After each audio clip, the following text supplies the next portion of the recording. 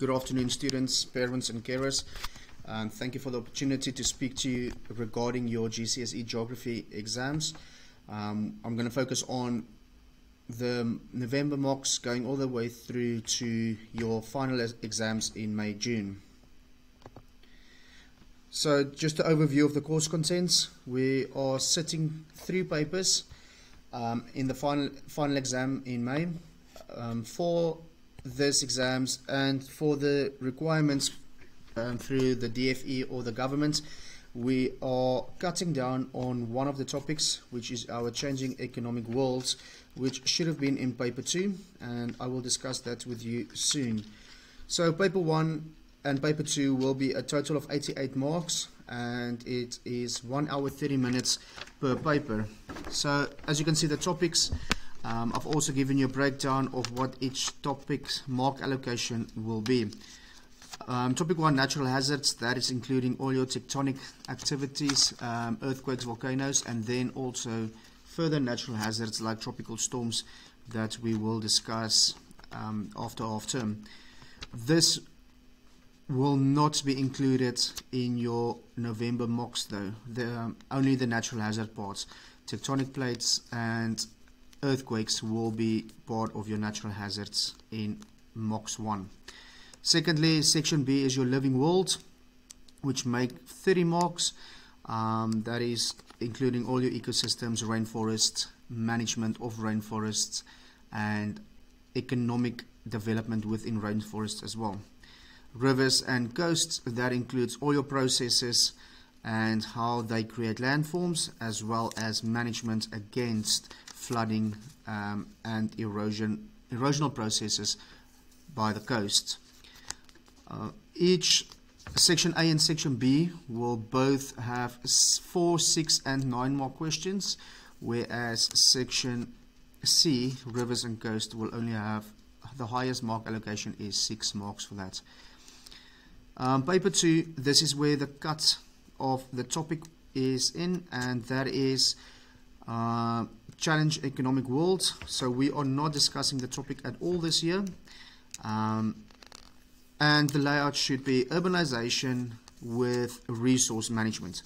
So urbanization will be a total of 33 marks. Resource management will then be a total of 30 marks for section B. And then you have a section C that will also comprise of resource management, but you can choose either food and water, water and energy, sorry about that. So section A, urbanization, section B, resource management, both compulsory, but section C, you can choose 2 out of the 3 topics. And then lastly, your paper 3, your geographical application, a slightly shorter paper. This is only 1 hour 15 minutes with a 76 mark allocation to that. This will be similar to our first November mocks that we set after half term, where you will receive a pre-release, and this pre-release will be discussed in class, and then you will then be asked questions regarding this pre-release during the exam.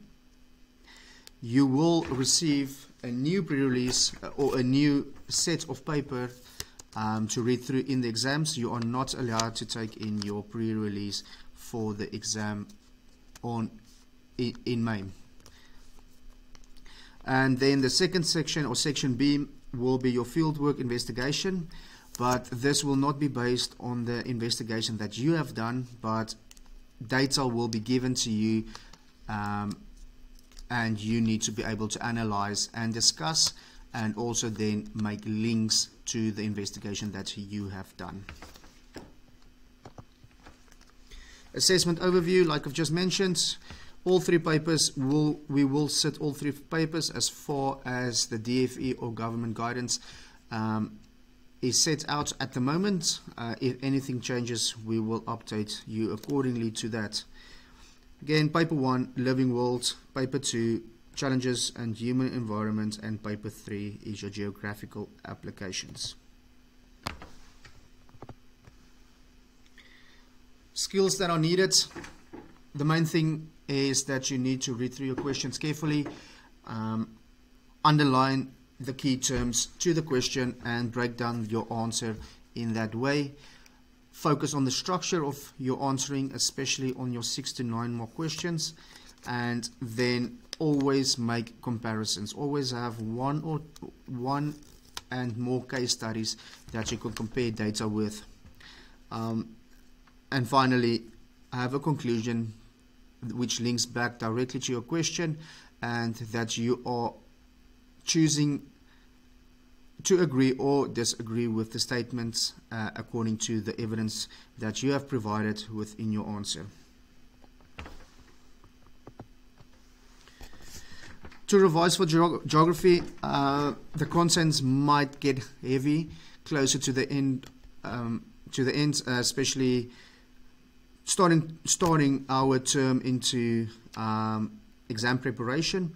So as far as we get during the lesson time, we will be able to do revision, but that will not be enough for you to have higher grades for your final exams.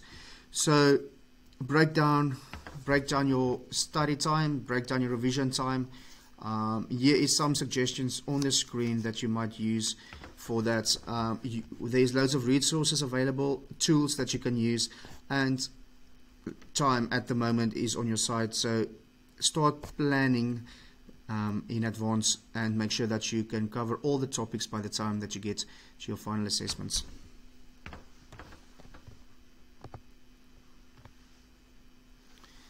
Just another how to prepare furthermore. Complete all the exam questions, all your homework that's been given to you. Focus in class time. Be prepared for all lessons and focus in all lessons.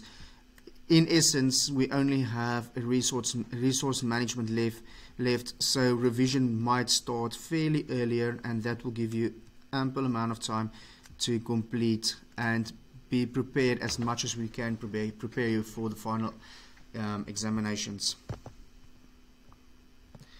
From the parent side, there is some suggestions that might help. Encourage students to do the work and stay on top of the students, as well as accountability from both ends to ensure that we are efficient and that we stay on task in revising for the final exams. Thank you for listening, and if you do have any questions, please contact me. Students can come and speak to me directly or contact me via email. My email address is on the website, and students can access that from there. Thank you guys for listening, and enjoy the rest of your evening.